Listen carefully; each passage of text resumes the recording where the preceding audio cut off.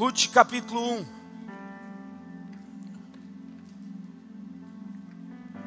Ruth capítulo 1, versículo de número 1.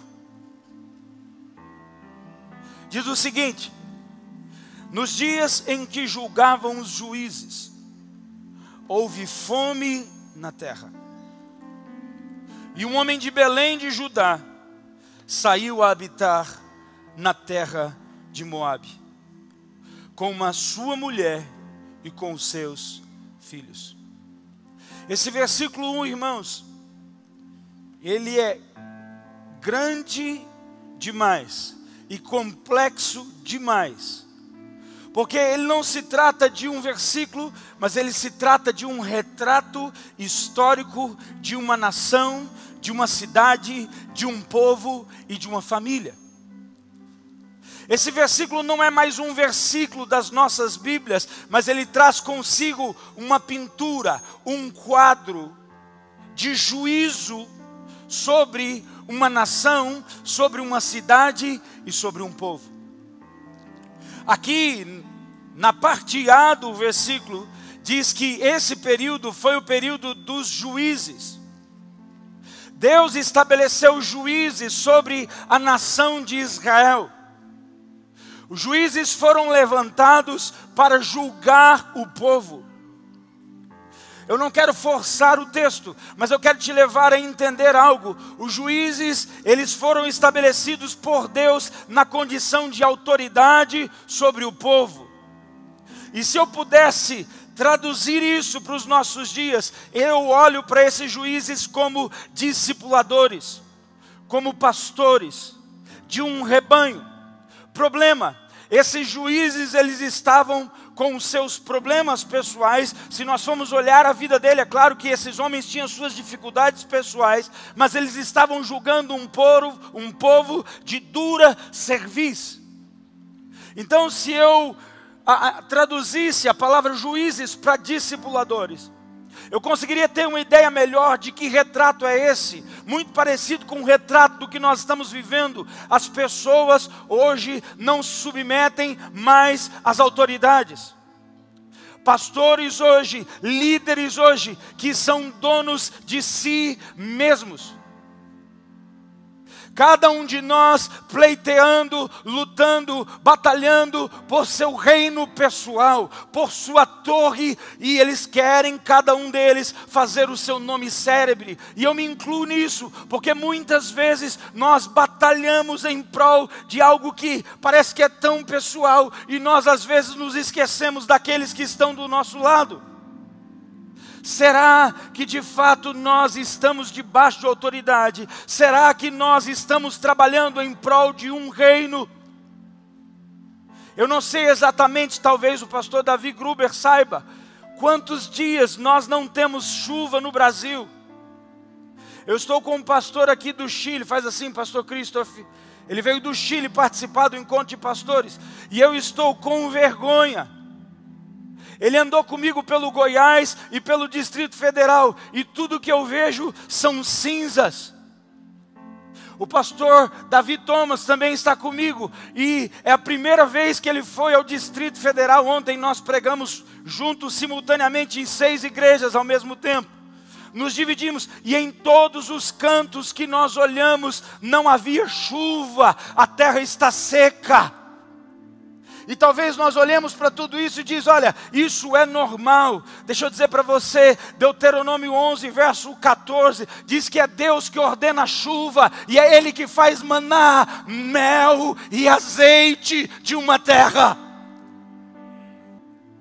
Acredito eu, mais de 60 dias não há chuva.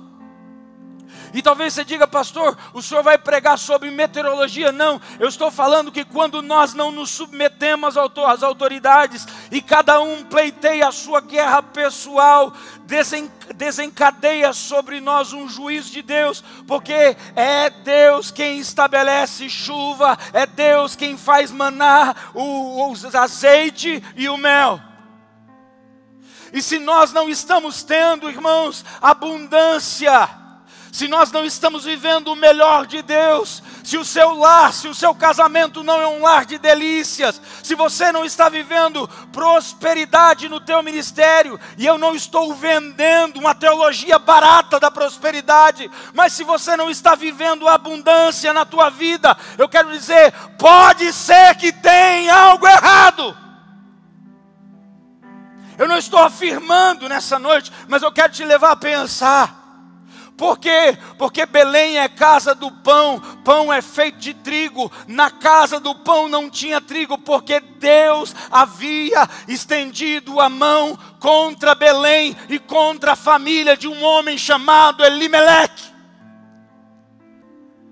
Talvez nós olhemos para isso e digamos, não, isso é só meteorologia. Não, eu creio sim, que Deus estende a mão para levar a sua igreja a se posicionar e voltar para o lugar de onde ela nunca deveria ter saído. O problema não está no Brasil, o problema não estava em Belém. Belém era casa de pão, Belém era o lugar onde deveria manar, fluir, sabe, leite, mel, azeite. Mas Deus interrompe. Não seria exagero ou hipérbole da minha parte dizer que a palavra fome nesse texto, envolvendo o contexto, não se trata de fome. Primeiro eu disse que juiz não se trata de juiz, mas juiz é uma autoridade sobre as nossas vidas, e eu traduzi isso para discipulador, pastores. Quantos líderes pastores que não têm pastores, quantos líderes que não são discipulados, quantos discipuladores que são. Agora, esse tipo de comportamento faz com que Deus estabeleça o juízo. Belém não teve fome, Belém estava debaixo de juízo. Por que eu posso dizer isso? Porque, meu irmão, deixa eu te falar, fome é dor na barriga. Fome se trata de fraqueza e dor na barriga. Mas o que nós estamos vendo aqui é uma família, um povo, uma cidade, uma nação, saído do lugar onde Deus havia prometido, para um lugar de imoralidade, de facilidades. Eu não vou entrar nessa noite no quesito Moabe, eu vou me ater simplesmente à saída do lugar, em busca de novas oportunidades, em busca de facilidades. Talvez no outro momento eu possa mostrar para vocês, não sei se será assim, mas o significado real do comportamento de Elimeleque. Elimeleque decide sair do lugar aonde Deus havia estabelecido para mudar para um outro lugar. Diante do juízo, ao invés de se humilhar e se arrepender e mudar de comportamento, ele decide mudar de CEP. Tem muito pastor que está debaixo do juízo de Deus e está abrindo igreja em outro lugar. Vai fechar de novo. O problema não é a cidade, o problema não é que é interior, o problema é que você está debaixo do juízo de Deus e está achando que mudar de cidade vai mudar a tua condição espiritual. A tua condição espiritual só muda se você rasgar as tuas vestes, dobrar os seus joelhos e se humilhar na presença daquele que tem poder de abrir os céus e fechar os céus, abrir a madre e fechar a madre. Alguém está entendendo o que eu estou dizendo? Então não seria exagero ou hipérbole da minha parte dizer que a palavra fome não é fome, mas a palavra fome é juízo. Ora, então por que esse juízo veio? Qual o motivo do juízo de Deus? Deus não tem alegria, Deus não tem prazer no juízo. Mas Ele pode usar circunstâncias adversas para nos trazer de volta. Quantos pastores hoje no Brasil, quantas igrejas e ministérios estão debaixo do juízo de Deus? Muda a placa, muda a igreja, muda a roupa, muda método. Agora eu sou isso, agora eu sou aquilo. Não adianta, está debaixo do juízo de Deus. Por quê? Para a gente entender esse contexto, nós precisamos voltar uma página. Sua Bíblia está aberta, seu tablet está ligado, seu celular está ligado. Se você voltar para Juízes 21, 25, nós vamos começar a ter uma luz melhor. Por que aquela fome? Por que aquele juízo foi estabelecido sobre Belém? Por que Belém não produzia mais trigo? Por que não havia mais chuva sobre a terra? Por que Deus tinha fechado os céus? Diz o seguinte: naqueles dias não havia rei em Israel, cada um fazia o que achava mais reto. O versículo 1 de Ruth está conectado com o último verso de Juízes 21, 25. Eu sei que muitos já ouviram o pastor José falar sobre isso, mas nessa noite eu não quero chover no molhado, porque eu sei que eu estou diante de pastores, teólogos, autoridades, mas eu gostaria de virar uma chave na sua vida em nome de Jesus. Eu queria que algo fosse despertado no seu espírito nessa noite. Então não fique com o óbvio, fique com a revelação. Guarde um minutinho aí. Olha o que ele diz. Na Bíblia, o que é mais óbvio pode esconder um segredo profundo. Jesus tira do nada algo que é extraordinário. Aqui diz que naqueles dias não havia rei e cada um fazia o que achava mais reto. O segredo desse contexto que trouxe o juízo sobre a casa de Elimeleque e sobre Belém e sobre Israel, era porque cada um não se submetia à autoridade, mas fazia o que queria. E aqui eu preciso que você pense comigo rapidamente. Existem várias regras de interpretação da palavra. E o maior erro hoje da igreja é porque a igreja hoje não sabe ler a Bíblia ou interpretar a Bíblia. Cada um interpreta a Bíblia do seu jeito. Cada um lê a Bíblia do jeito que pensa. Meus irmãos, nós temos mais cultura greco-romana em cima dos púlpitos. Nós temos mais, influência de Alexandria do que palavra revelada. E existem duas regras que são primárias.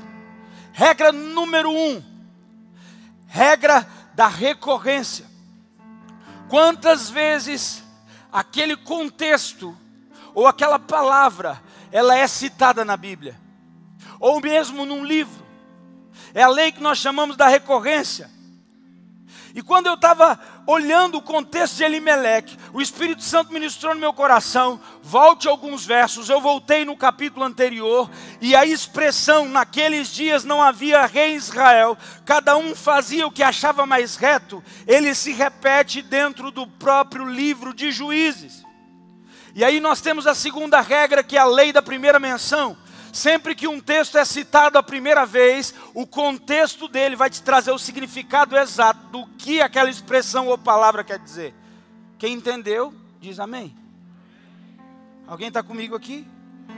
Então, para que eu entenda o que está acontecendo em Ruth 1, parte A, eu preciso voltar a Juízes 21, 25. Mas para eu entender o que significa isso, eu preciso voltar a Juízes 17. É quando essa expressão, que será abordada por nós, que nós vamos aprofundar agora, tem o seu significado total.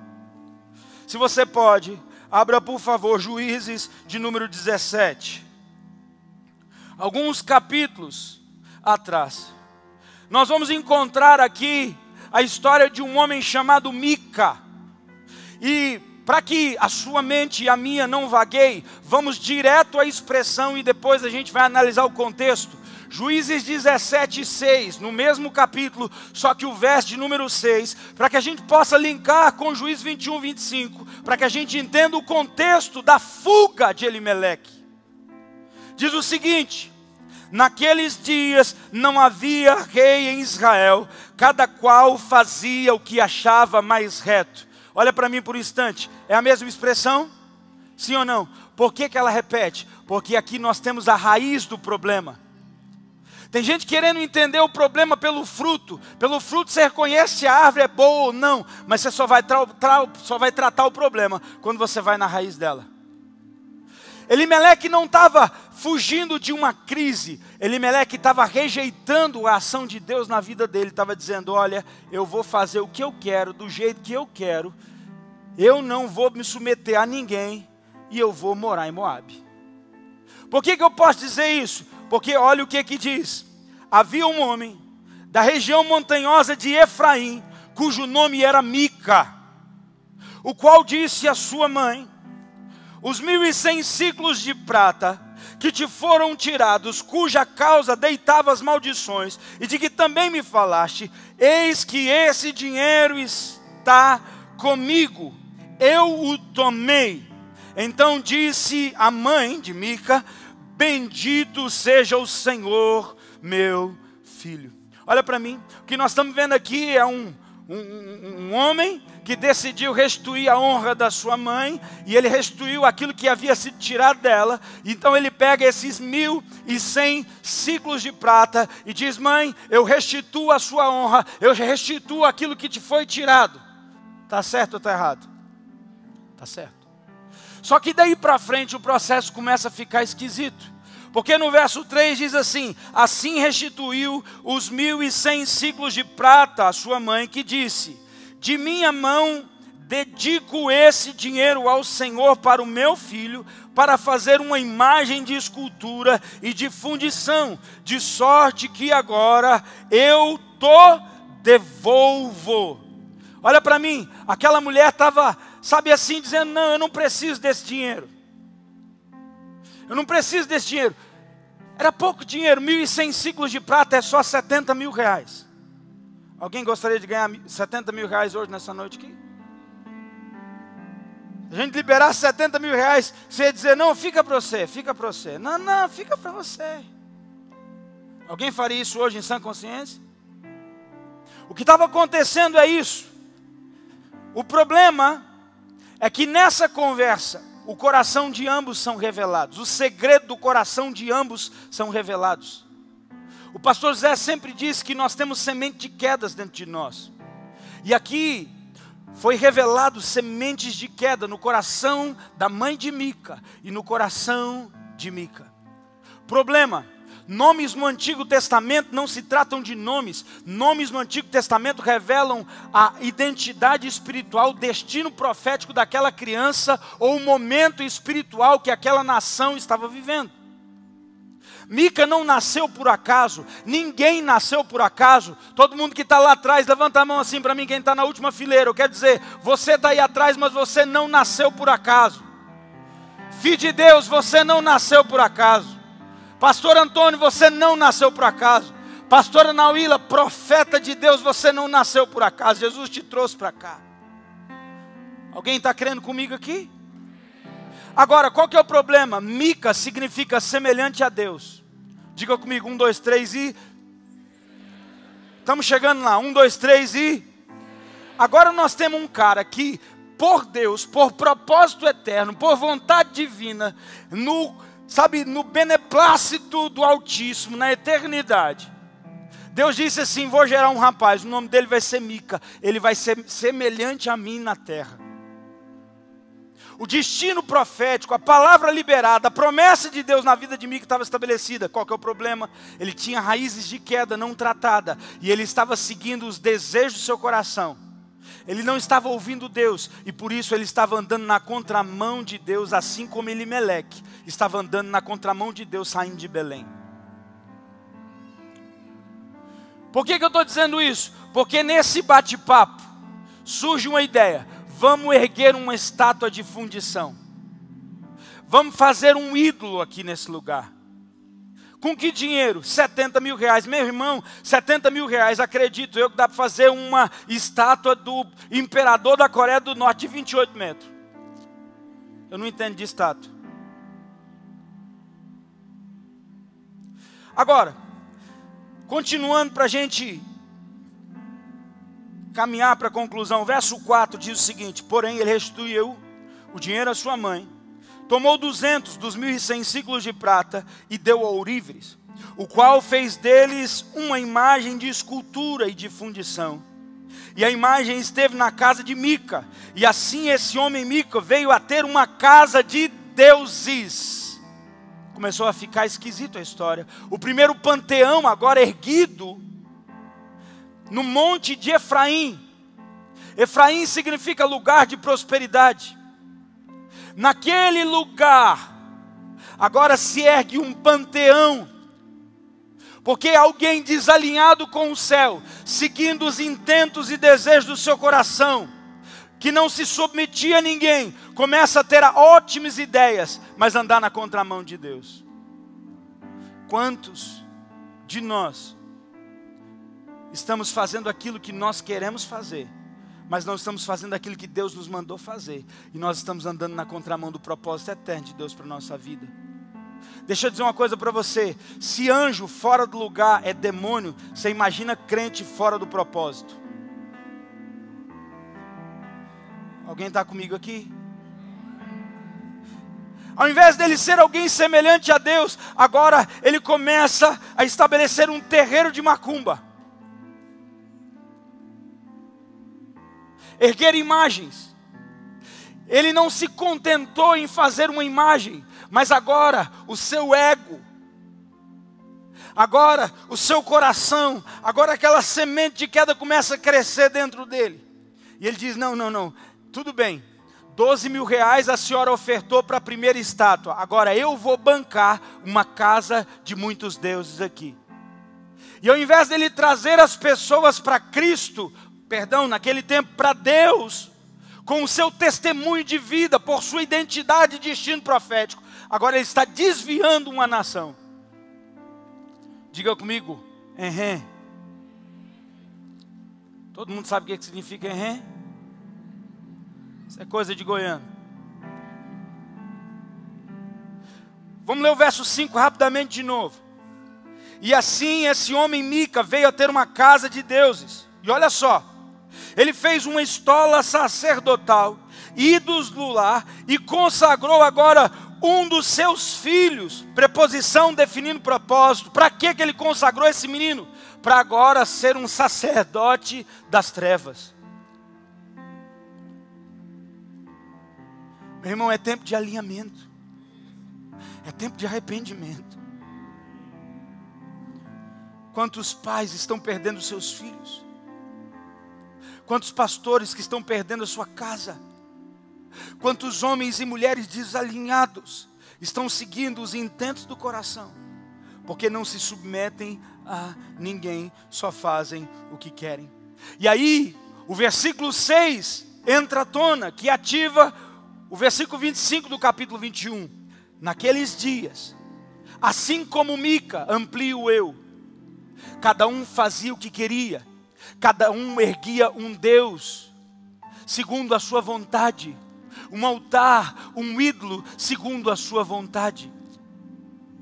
Bezerros e mais bezerros de ouro estavam sendo erguidos, porque o povo não queria morrer, mas o povo queria viver. Para nós concluirmos nessa noite, o verso 7 continua a história. Diz o seguinte: havia um moço de Belém de Judá. Todo mundo diz comigo, moço de Belém de Judá. Quem que ele era? Quem que ele era? Quem que ele era? Um levita. Agora nós temos um personagem que se chama Mica, semelhante a Deus, que está totalmente fora do seu destino profético. Eu não sei como você gostaria de chamar isso. Está totalmente fora da vontade de Deus para a vida dele. E agora, nós temos, na continuação, para o desfecho dessa história macabra, um levita. Um levita da tribo de Judá, com pedigree e tudo, que era de Belém, da casa do pão. Belém era lugar de altar, lugar de sacrifício. Você pode percorrer a Bíblia, você vai ver que Davi, vez ou outra, saía de onde estava e dizia: olha, eu estou indo para Belém. Belém é lugar de sacrifício. Meu irmão, deixa eu falar para você. Quando você entender que o que traz a prosperidade para você não são as suas ideias, os seus sonhos e a sua vontade, mas a tua vida entregue, completamente entregue ao Senhor, você vai ter vinho, você vai ter leite, você vai ter azeite, você vai ter mel, você vai ter prosperidade, você vai ter chuva. Deus não mudou. Esse levita, ele se demorava ali. Esse homem, levita, partiu da cidade de Belém de Judá. Olha o que o texto diz: para ficar onde melhor lhe parecesse. Nós não somos reis, nós somos um reino de sacerdotes para Deus. Nós, eu e você, somos uma tribo sacerdotal que vivemos para cumprir a vontade de Deus nessa terra. Se você concorda comigo, diga amém. Agora nós temos um levita que não quer mais servir, mas um levita que quer prosperar por todo lado. Um levita que está cansado de não ter porção e nem herança, mas um levita que quer porção e quer herança. E ele diz o seguinte: estou cansado de ficar em Belém, estou cansado de sacrificar, estou cansado de jejuar, estou cansado de orar nas madrugadas. Sabe de uma coisa? Eu vou deixar o ministério e eu vou mudar para Moabe. Eu vou para Efraim, eu vou para as montanhas prósperas de Efraim. Ele diz: para ficar onde melhor me parecer. Seguindo, continuando o texto, no seu caminho, chegou à região montanhosa de Efraim, até a casa de Mica. Olha para mim por um instante, você pode olhar para mim? Dizem que os opostos se atraem. Eu discordo disso. Eu discordo disso. Não é os opostos que se atraem, não. É a mesma laia que se atrai. Você pode observar essas alianças que estão sendo feitas aí, que Deus não está em primeiro lugar. É gente da mesma laia. Alguém concorda comigo ou eu estou doido? Aqui o que nós temos? Nós temos alguém que nasceu chamado Mica para viver um propósito. Que estava quietinho ali, fazendo aquilo que desagradava a Deus e seguindo a sua vontade. Agora nós encontramos um levita que está passeando, andando pela terra, dizendo: olha, sabe de uma coisa? Vou ficar onde a proposta for melhor. Agora olha que interessante. Versículo 9. Perguntou-lhe Mica: de onde vens? Parece o diabo, não parece, gente? Só faltou o levita dizer assim: de passear e rodear toda a terra.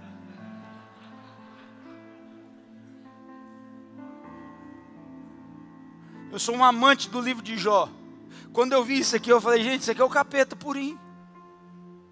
Se aquele levita não era o próprio diabo, eu garanto para você, o diabo estava investindo profundamente, porque ele encontrou segredos no coração de um levita. Ele encontrou sementes de queda. Ele encontrou raízes de pecado no coração dele. Ele encontrou orgulho, vaidade. Ele encontrou um desejo ambicioso por ser grande. Você vai ver que o que eu estou dizendo aqui tem tudo a ver com o que está escrito. Continuando. De onde vens? De onde vens? Ele respondeu: sou levita de Belém de Judá. Ele diz: tenho pedigree, sou de família boa. Eu tenho promessa, eu tenho propósito. Só que ele diz o seguinte: contra o propósito, eu vou ficar onde melhor me parecer. Ele está dizendo o seguinte: olha, eu tenho descendência, eu tenho histórico, eu tenho experiência, mas eu quero dizer para você, eu só fico onde o salário é bom, eu só fico onde, sabe, a promessa é boa. Quantos ministros de louvor trocando de igreja como...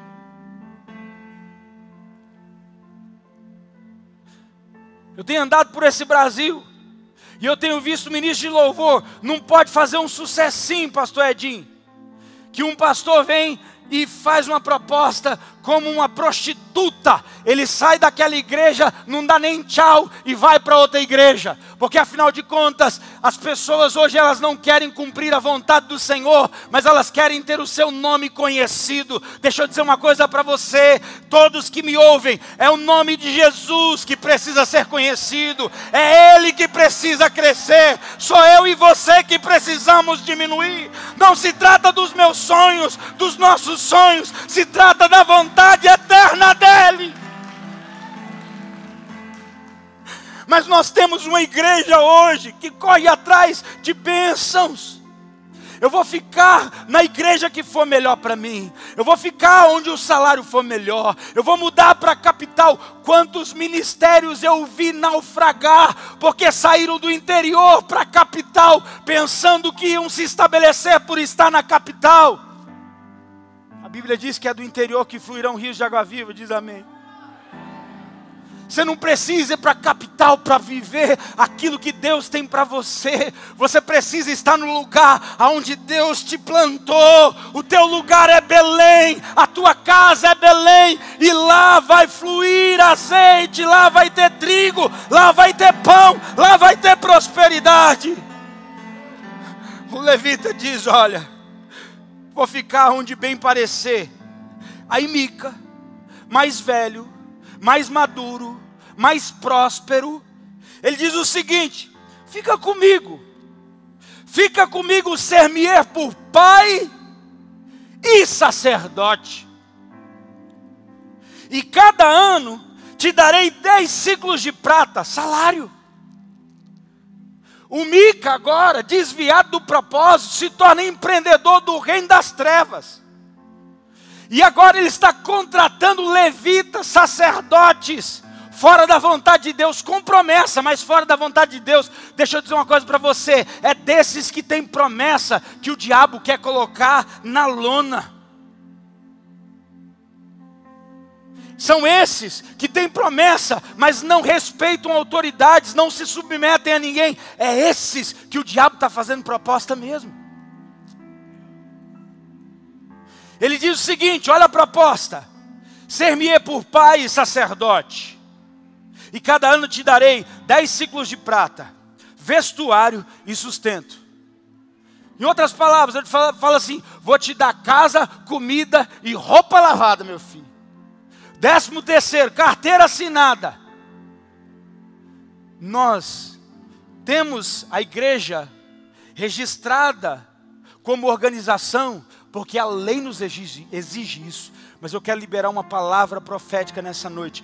Nós não somos institucionais, nós não somos organizacionais, nós somos do céu. Nós precisamos de estatuto? Precisamos, mas não é o estatuto que diz quem nós somos. Nós somos filhos e filhas de Deus, e nesses dias há uma ardente expectativa pela manifestação dos filhos de Deus. Se você crê, diga amém. Vou concluir agora.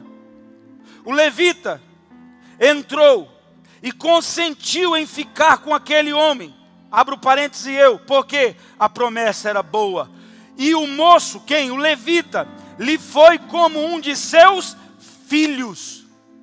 Olha para mim, o diabo é sujo, meu irmão, minha irmã.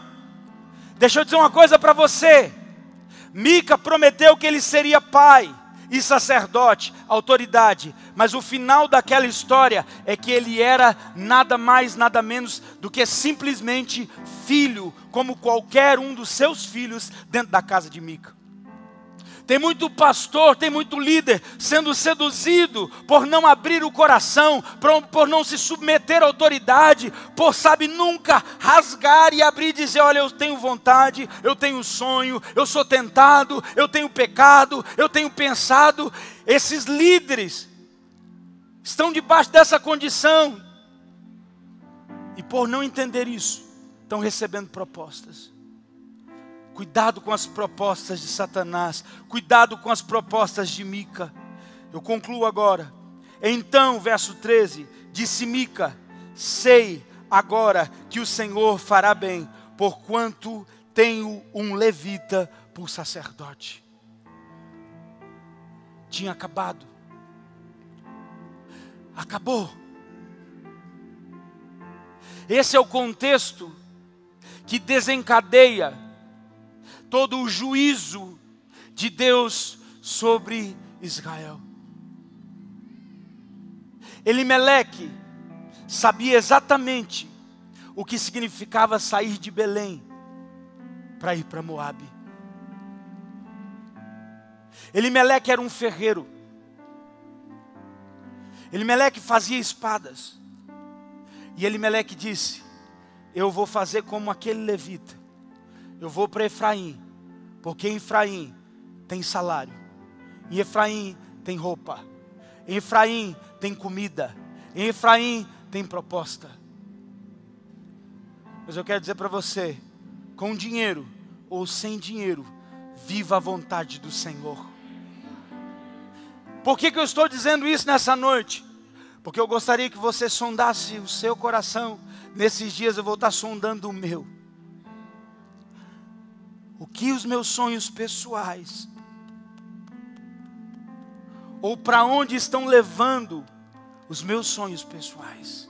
Você pode se colocar de pé nessa noite.